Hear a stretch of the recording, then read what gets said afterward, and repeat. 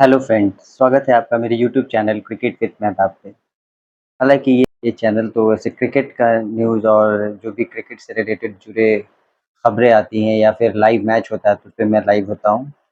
But मुझे एक आज एक नया चीज़ दिखा जैसे कि मैंने अभी हाल ही में एक टूर प्लान किया था तो वो टूर मैंने किया तो जिसका वीडियो मैंने किया था तो मैंने वो सोचा था कि किसी व्लॉग वाले चैनल पे मैं उसे डालूँगा बट फिर मैंने थोड़ी रिसर्च की कि क्या अपने चैनल पे यानी क्रिकेट विद मेहताब पे क्या मैं ये जो टूर के क्लिप है वो डाल सकता हूँ। तो बहुत सारे यूट्यूब से मुझे सजेस्ट मिला कि हाँ, डाल सकते हो बट उसका जो क्राइटेरिया है वो चेंज करेंगे। तो फिर मैंने सोचा कि 10 चैनल पे क्यों करूँ तो यही एक चैनल है अभी मेरा। इसी पे मैंने शुरुआत की। बात की बहुत दिनों से सोचा जा रहा था, मैं और मेरी वाइफ़ ये सोच रहे थे कि कहीं घूमने चलते हैं या ये कुछ करते हैं। तो फिर मुझे भी लगा कि हाँ, काफ़ी दिन हो गए हैं शादी के बाद अभी तक कहीं घूमे नहीं, तो फिर मैं हम लोगों ने प्लान बनाया और फिर समझ में नहीं आ रहा था कि घूमने कहाँ जाएँ। तो फाइनली डिसाइड करके ये फाइनल हुआ कि दार्जिलिंग घूमने चलते हैं। फिर मैंने उसी टाइम सोचा था कि अगर इस बार घूमूँगा तो मैं इसपे एक वीडियो ज़रूर बनाऊँगा एज़ ए व्लॉग की तरह।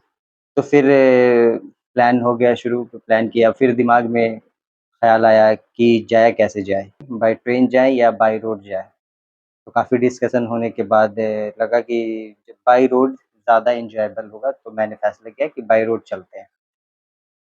तो बाय रोड जाने में जो थोड़ा ज़्यादा एन्जॉयबल होगा और फिर लगा कि बाय रोड कॉस्टिंग ज़्यादा आ सकती है। हर एक मिडल फैमिली की तरह हमने भी ये सोचा, ऐसा ना कि खर्च ज़्यादा हो जाए और अ, अगर ट्रेन से जाते तो वो खर्च शायद कम पड़ता।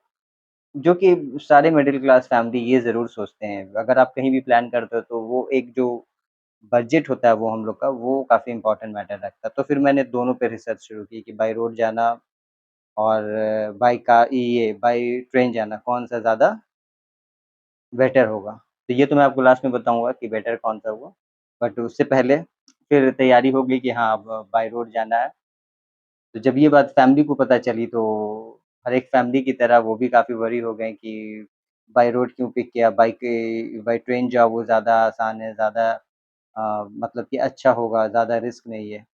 बट कैसे भी मैंने उन लोगों को समझाया कि बाय रोड से बेहतर कुछ नहीं है, बाय रोड से बेहतर कुछ नहीं है और जलपाईगुड़ी तक हम जा सकेंगे, उसके बाद फिर हमें कार हायर करना ही पड़ेगा जो कि 3-4 घंटे का रास्ता है पूरा। तो उससे बेहतर क्यों ना हम बाय रोड चले जाएँ। तो कैसे भी सेफ्टी पर्पज़ और इसके हिसाब से सब तरीके से फैमिली को कन्विंस करने के बाद फाइनली परमिशन मिल गया कि ओके ठीक है आप लोग बाय रोड जाओ। शाबाश बेटा, बहुत बढ़िया। तो सारी चीज़ हो गई और उससे पहले जब बाय रोड जाने का भी कन्फर्म हो गया, तो फिर मैंने research research in the sense कि आजकल हम लोग रिसर्च क्या कहते हैं मतलब कि आप यूट्यूब से डायरेक्ट पूछते हो कि यहाँ से वहाँ जाना है तो कौन-सा रूट बेस्ट होगा, कौन-सा रूट बेस्ट नहीं होगा। तो मैंने भी टक, टक, टक सर्च करना शुरू किया, यूट्यूब से पूछना शुरू किया, अच्छा। Which way is better. तो जो काफ़ी यानी कि 100 के 100% यूट्यूबर ने मुझे ये सजेस्ट किया था कि आप अगर पटना से जा रहे हो तो पटना से वाया मुज़फ्फरपुर, वाया दरभंगा फिर आप अररिया होते हुए सिलीगुड़ी चले जाओ। बट हाल ही में एक रास्ता इधर से भी आया था क्योंकि मैं कुछ दिन पहले बख्तियारपुर विज़िट किया था तो उधर का रोड मैंने देखा कि काफ़ी अच्छा था। तो फिर मैंने कुछ और रिसर्च किया कि ये रोड कैसा होगा तो मुझे ये रोड ज़्यादा अच्छा लगा।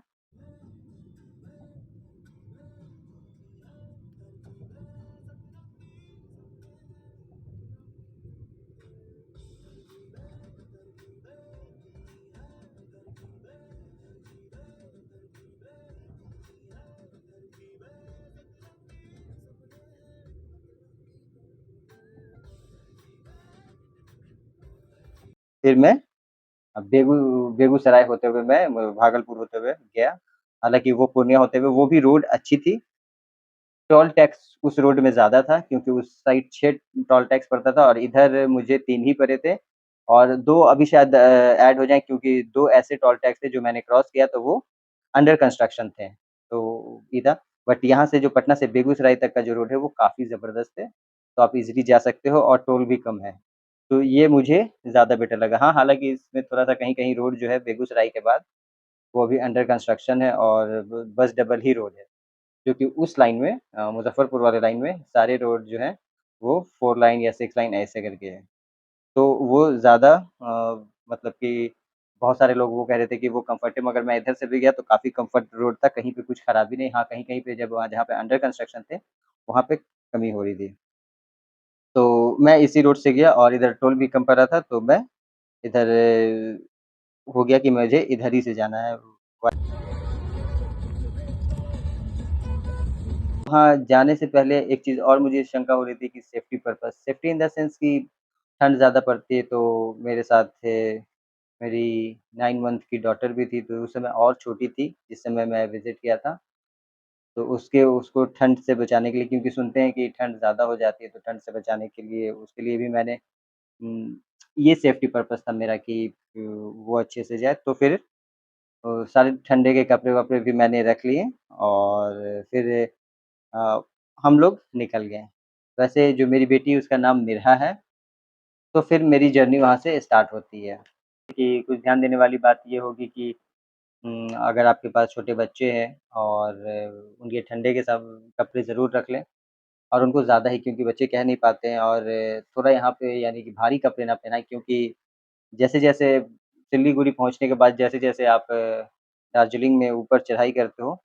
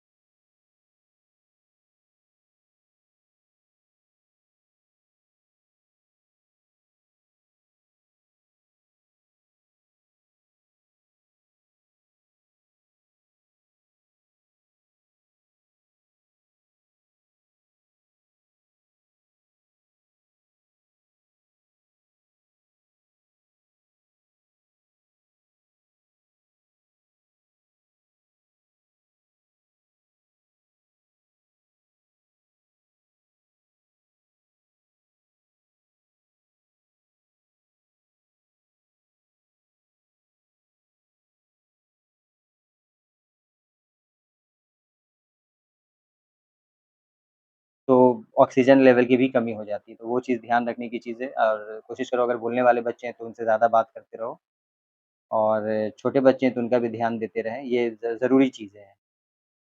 और उसके बाद जैसे आप दार्जिलिंग पहाड़ पर चढ़ना शुरू करते हो, तो फिर आप जो भी आप अगर एक्सपीरियंस ड्राइवर हो तो ही जाओ।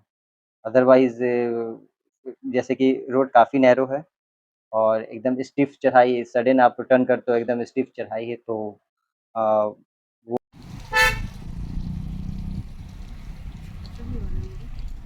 बहुत बढ़िया।